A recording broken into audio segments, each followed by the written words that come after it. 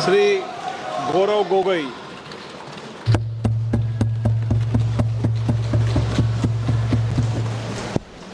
धन्यवाद अध्यक्ष महोदय। आज हम इस विशेष चर्चा में भाग लेने के लिए खड़े हुए हैं और ये चर्चा इसलिए हो रही है क्योंकि हाल में ही जो युद्ध हुआ वो एक सूचना का युद्ध था। एक प्रकार से हम पड़ोसी देश और दुनिया भर को सच्चाई की सूचना देना चाहते थे और कुछ ऐसे ताकत थे, ऐसी शक्तियां थी जो भ्रम का सूचना सारे देश में, सारे दुनिया में फैला रहे थे। और इसीलिए इस चर्चा का विशेष मांग ये है कि आज सच्चाई सदन में आनी चाहिए। सच्चाई पहलगाम की आनी चाहिए, सच्चाई ऑपरेशन सिंदूर की आनी चाहिए, सच्चाई विदेश नीति की आनी चाहिए। और यही आज हमने सूचना का जो युद्ध की बात हम कर रहे हैं वो आज हमने आदरणीय राजनाथ सिंह के भाषण में सुना। बहुत से सूचनाएं दी उन्होंने, बहुत से जानकारी दी, लेकिन रक्षा मंत्री होने के नाते ये नहीं कहा कि पहलगाम में दहशतगर्द कैसे आए। ये नहीं कहा कि बेसारन में जहां पर 1000 लोग जाते हैं, खुशियां मनाते हैं, कैसे 5 दहशतगर्द वहां पर जाकर 26 लोगों की गोलियों से छलनी करते हैं। ये सूचना रक्षा मंत्री ने नहीं दी। यही है सूचना का युद्ध कि इतनी जानकारी देते हैं कि कभी कभी सवाल पूछना भी भूल जाते हैं। और आज ये है हमारे विपक्ष का कर्तव्य कि हम सवाल पूछेंगे देश हित में, राष्ट्र हित में। आज देश ये जानना चाहता है कि वो 5 दहशतगर्द कैसे घुसे और उन दहशतगर्दों का भी मकसद था। पाकिस्तान से आए हुए वो दहशतगर्दों का क्या मकसद था? उनका मकसद था कि जम्मू कश्मीर की अर्थव्यवस्था को तनाव करना, विनाश करना। उनका मकसद था कि भारत देश में एक सांप्रदायिक वातावरण का जन्म देना। उनका मकसद यह था कि भारत और पाकिस्तान का एक हाइफिनेशन होना, यह था उनका मकसद।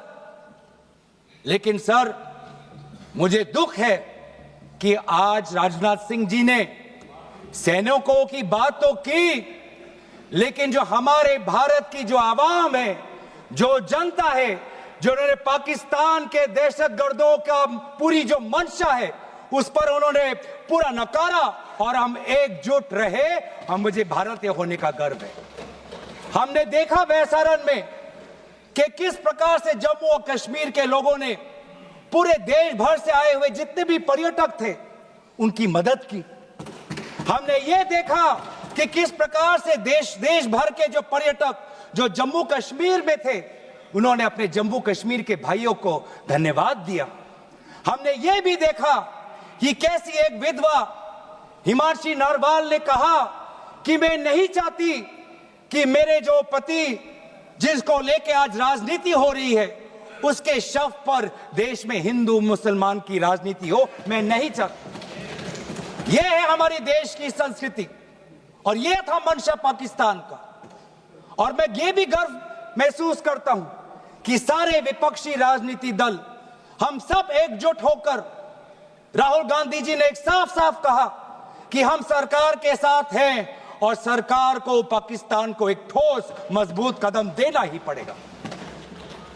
लेकिन देश ये भी जानना चाहता है, वे 26 लोग जो जिनके परिवारों में आज कोई गुजर गया, वे ये भी जानना चाहता है कि 100 दिन गुजर गए और वे 5 दहशतगर्दियों को यह सरकार पकड़ नहीं पाई।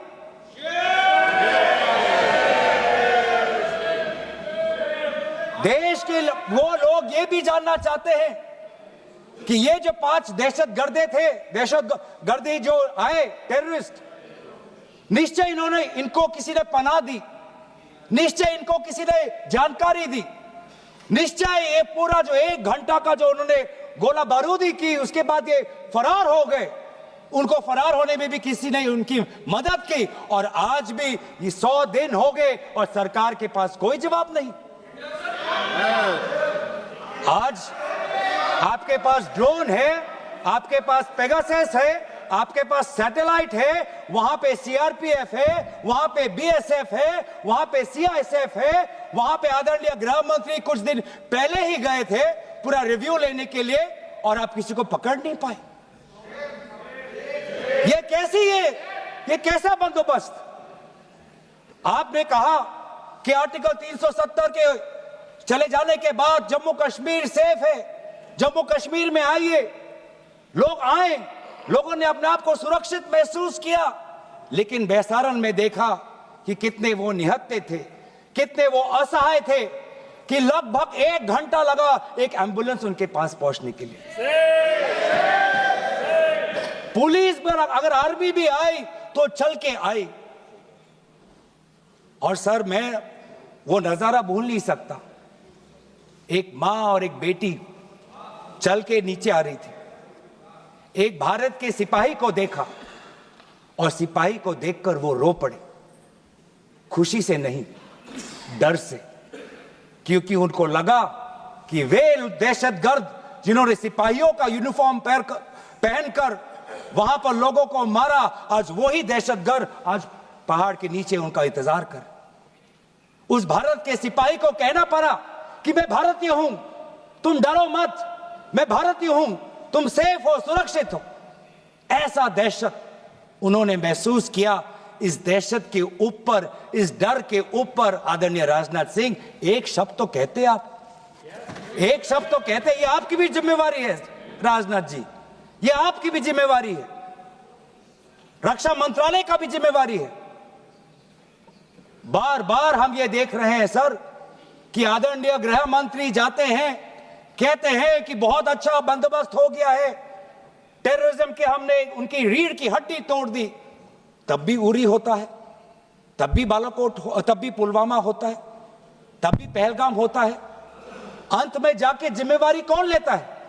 जम्मू कश्मीर के लेफ्टिनेंट गवर्नर नहीं। अगर जिम्मेवारी किसको लेनी पड़ेगी तो आदरणीय गृह मंत्री आपको लेनी पड़ेगी, नैतिक जिम्मेवारी आपको लेनी पड़ेगी। आप लेफ्टिनेंट गवर्नर के पीछे नहीं छुप सकते, आप लेफ्टिनेंट गवर्नर के पीछे ये केंद्र सरकार नहीं छुप सकती, क्योंकि गृह मंत्री खुद वहां पे थे कुछ ही हफ्ते पहले, खुद उन्होंने सिक्योरिटी का रिव्यू लिया कि आपके पास जानकारी नहीं थी। और सर, ये सरकार इतनी कमजोर, ये सरकार इतनी बुज़दिल कि आज उन्होंने इस सर में, क्योंकि उन्होंने अगर इसका किसी का दोष दिया तो टूर ऑपरेटर्स को दोष दिया कि टूर ऑपरेटर्स बिना अनुमति के द्वारा, बिना लाइसेंसेस के द्वारा लोगों को बेसारन ले जा रहे, हमें तो पता ही नहीं था। ये है इनका कारण, ये बताना चाहते हैं। तो सर, यही तो दुख की बात है कि कहीं ना कहीं एक सरकार में एक अहंकार आ चुका है। इंटेलिजेंस और सिक्योरिटी जो फ्रेमवर्क है, एस्टैब्लिशमेंट है, जो लोग हैं जो निर्णय लेते हैं इंटेलिजेंस और सिक्योरिटी की, आज उनमें एक अहंकार आ गया है कि चाहे जितनी भी बड़ी गलती हो उन पर कोई सवाल नहीं उठा सकता। लेकिन आज हम सवाल उठा रहे हैं, आज हम सवाल उठा रहे हैं, आज हम सवाल उठाएंगे। प्रधानमंत्री मोदी जी, आपको, आप सऊदी अरब में थे, आप जब वापस आते आपका पहला नैतिक कर्तव्य होता कि पहलगाम आप जाते, लेकिन आप पहलगाम नहीं गए, एक सरकारी कार्यवाही के लिए आप बिहार गए और चुनावी भाषण दिया। देश के मुखिया सऊदी अरब में थे, पूरा कार्यक्रम उन्होंने संपूर्ण किया, वापस आए और वो पहलगाम भी नहीं जा पाए और बिहार में जाके चुनावी भाषण दे रहे हैं। अगर पहलगाम में कोई गया तो हमारा नेता राहुल गांधी गया। अगर पहलगाम में जो लोगों की मृत्यु हुई, उनके लिए अगर शहादत की मांग कोई कर रहा है तो हमारा दल का नेता राहुल गांधी कर रहा है। राहुल गांधी जी बदामी के कंटोनमेंट में गए। सर मैं बोलूं? Sir house in order. Sir house in order में like. Sir house is not in order में रहेगा सर। टाइम लेकिन आप तथ्यों पे बोलें, गलत सूचनाएं नहीं दे सदन में, गलत सूचनाएं मत दे। हम बोलिए इसके ऑर्डर में लाइए सर। कोई सदन में गलत तथ्य नहीं रख सकते आप। सर मैं बोलूं सर कैमरा आएगा मेरे पे। धन्यवाद। आदरणीय अध्यक्ष महोदय, अब बात आती है ऑपरेशन सिंदूर की। आज मैं राजनाथ सिंह जी का भाषण सुन रहा था। मुझे पता नहीं चल रहा था कि राजनाथ सिंह जी जो भाषण दे रहे थे वो किस समय का उजागर कर रहे थे।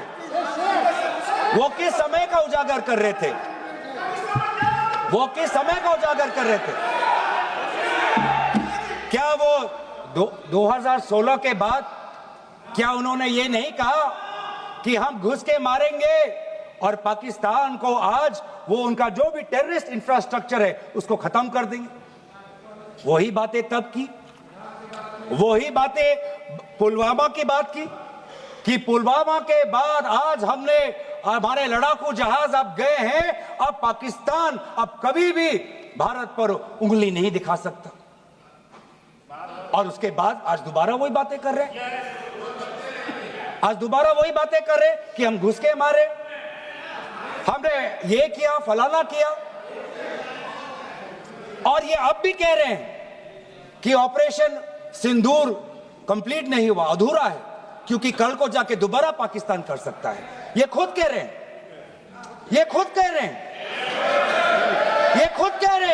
कि इसके पश्चात भी पाकिस्तान कल को जाके कर सकता है।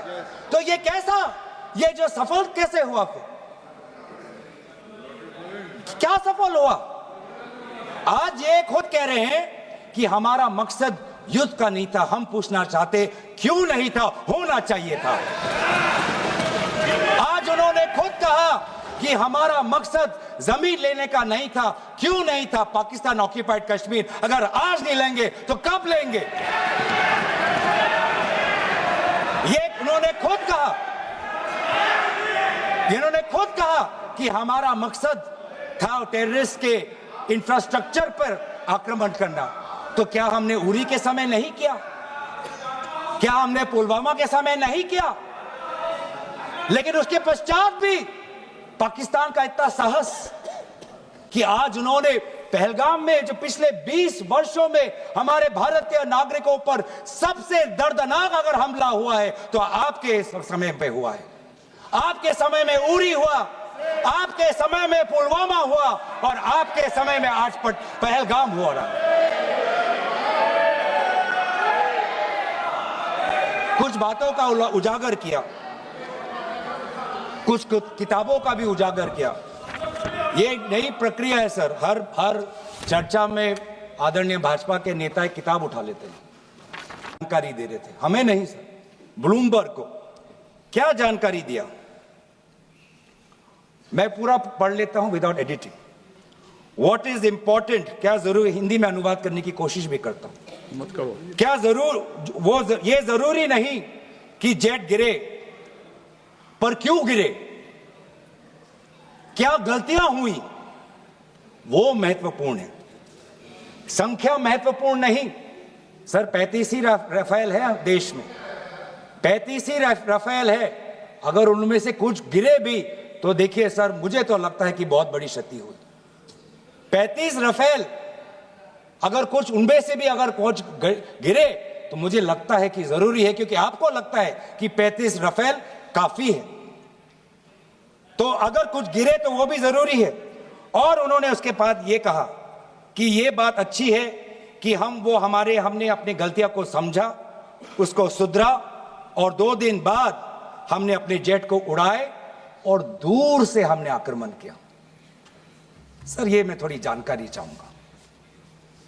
हमारे पास जो हमें ये संदेश मिलता है कि दुनिया के सबसे बढ़िया और बेहतरीन लड़ाकू जहाज हमारे पास है, सबसे बेहतरीन पायलट हमारे पास है, तो सीडीएस को ऐसा क्या कहना पड़ा, ऐसा क्या परिस्थितियां हैं कि हमारे हमारे लड़ाकू जहाज क्लोज रेंज में नहीं जा सकते, उनको दूर से ही फायर करना पड़ता? ये क्या है? ये क्या पाबंदी है? ये क्या पाबंदी है कि सीडीएस को ये कह रहे हैं कि हमारे लड़ाकू जहाज ने पहले दिन गलतियां हमने सुधारी और दूर से हमने आक्रमण किया। क्या हम पास से नहीं कर सकते? ये जानकारी हमें दे। हम ये जानना चाहते हैं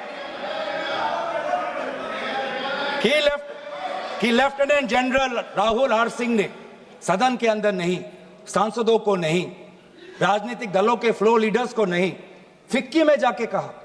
क्या कहा? उसका भी मैं हिंदी में अनुवाद करता हूं कि पाकिस्तान तो सिर्फ फ्रंट पे था और पाकिस्तान के पीछे चाइना उनके पूरी तरीके से समर्थन कर रहा है।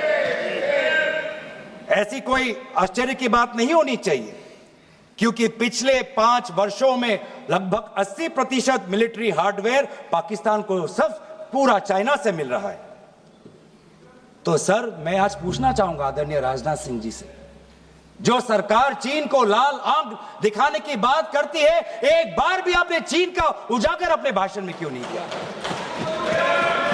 आर्मी कर रही है और आर्मी के कह रही है, आर्मी कहती है कि सिर्फ चीन और पाकिस्तान का ये 2 फ्रंट नहीं, अब 3 फ्रंट का भी हो सकता है, कन्वर्जेंस हो सकता है चीन, पाकिस्तान और बांग्लादेश को लेकर। लेकिन मैं सरकार को याद दिलाना चाहूंगा कि ये जो 2 फ्रंट की जो बात थी, इस बात की शुरुआत किसने की थी? इस बात की चेतावनी किसने दी थी? इस बात की चेतावनी इसी सदन में हमारे दल के नेता राहुल गांधी जी ने दी थी। और यही हम जानना चाहते हैं, कि आज जो युद्ध हुआ, इसमें पाकिस्तान को चीन से कितना समर्थन मिल रहा है, हम सेना से नहीं, आज हम आदरणीय राजनाथ सिंह जी से और प्रधानमंत्री मोदी जी से जानना चाहते हैं।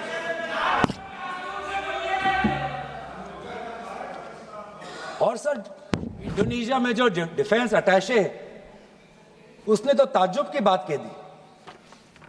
उसने क्या कहा sir? India defence attache group captain Shiv Kumar ने, हिंदी में दोबारा अनुवाद करता हूं, कि भारत ने लड़ाकू जहाज खोए इसलिए क्योंकि कुछ मिलिट्री टारगेट्स पर आक्रमण करने पर पाबंदी थी। क्यों? क्या पाबंदी थी? ऐसे क्या ये राजनीतिक कंस्ट्रेंट्स थे? आपने कहा कि 9 टारगेट पे हमने आक्रमण किया, लेकिन हमें यह भी सूत्रों से जानकारी और मीडिया में आया है, और लेफ्टिनेंट जनरल राहुल सिंह ने खुद कहा कि पहले 21 टारगेट्स चुने गए थे और 21 से फिर 9 हुए। क्यों हुए? आज मैं ये जानना चाहता हूं कि पिछले 20 वर्ष में सबसे घातक आक्रमण हमारे महिलाओं पर हुआ, हमारे बच्चों पर हुआ, भारत के आत्मा पर हुई। हमने सब ने वो दहशत को अनुभव किया, हम सब एकजुट हुए, हमने पूरी तरीके से समर्थन प्रधानमंत्री मोदी जी को दी कि अब जाइए, और ऐसा एक माहौल बन चुका था कि देश किसी भी कीमत चुकाने के लिए तैयार था। पूरा देश प्रधानमंत्री मोदी जी के साथ था, विपक्ष प्रधानमंत्री मोदी जी के साथ था, और अचानक 10 मई के दिन पे हमारे राष्ट्रदूत कहते हैं कि हम पाकिस्तान पर हमला करेंगे, और शाम के 10 मई को सूचना आती है कि पाकिस्तान के साथ अब युद्ध पर हम परिणाम दे रहे हैं, सीज फायर हो गया। क्यों हुआ? हम आदरणीय प्रधानमंत्री मोदी जी से जानना चाहते थे, अगर पाकिस्तान वाकई में अपने घुटने टिकने के लिए तैयार था, तो आपने क्यों रुका, आप क्यों रुके और किसके सामने आप झुके, किसके सामने आपने सरेंडर किया, किसके सामने आपने सरेंडर किया? वो अमेरिका के राष्ट्रपति जो 26 बार आज कह चुके हैं कि व्यापार को लेकर उन्होंने भारत और पाकिस्तान को सतर्क किया और दोनों को मजबूर किया कि वो इस जंग को छोड़े। 26 बार। आज राष्ट्रपति ट्रंप खुद कहते हैं कि 5-6 जेट गिरे हैं। एक एक जेट करोड़ करोड़ अरब अरब रुपयों का है, मिलियंस एंड मिलियंस का है। इसलिए हम जानना चाहते हैं, आज हमें स्पष्ट रूप से आदरणीय राजनाथ सिंह जी बताएं, देश पर विश्वास करें, देश में वो साहस है सच्चाई सुनने की। आज आप बताएं कितने लड़ाकू जहाज गिरे? हमारे में वो साहस है, क्योंकि ये सूचना, ये सच्चाई सिर्फ देश के नागरिकों के लिए नहीं, ये सूचना, ये सच्चाई हमें देश के जवानों को भी देना है। आज उनसे भी झूठ कहा जा रहा है, उनके बीच में भी भ्रम फैलाया जा रहा है। हम उनकी जो सच्चाई है आज हम सदन के अंदर लाना चाहते हैं। और सर, बात में आती है विदेश नीति की। किस मुंह से हम कहें कि विदेश नीति आज सफल हुआ है? किस मुंह से कहें? ये आदरणीय राजनाथ सिंह जी, शंगीला में जो डायलॉग हुआ, उस डायलॉग में जो ड्राफ्ट जो आया, जिसको भारत सरकार ने नकारा, वो ड्राफ्ट बनाने में हमारे ही कुछ सहयोगी देश थे, जिनका नाम मैं नहीं लेना चाहूंगा। लेकिन ऐसे देश जिसको हम परंपरागत दोस्त हम मानते हैं, ट्रेडिशनल एलाइज मानते हैं, आज उन्होंने भी इंडिया और पाकिस्तान को हाइफिनेट कर दिया। और आप ये शब्दों के खेल से आप खुश हो कि ब्राजील के डॉक्यूमेंट में पाकिस्तान, ये जम्मू कश्मीर का पाकिस्तान का भी नहीं, ब्राजील के डॉक्यूमेंट में सिर्फ जम्मू कश्मीर में जो दहशतगर्दी हुई उसी की निंदा हुई, पाकिस्तान की निंदा नहीं हुई। पर आप उससे खुश हो?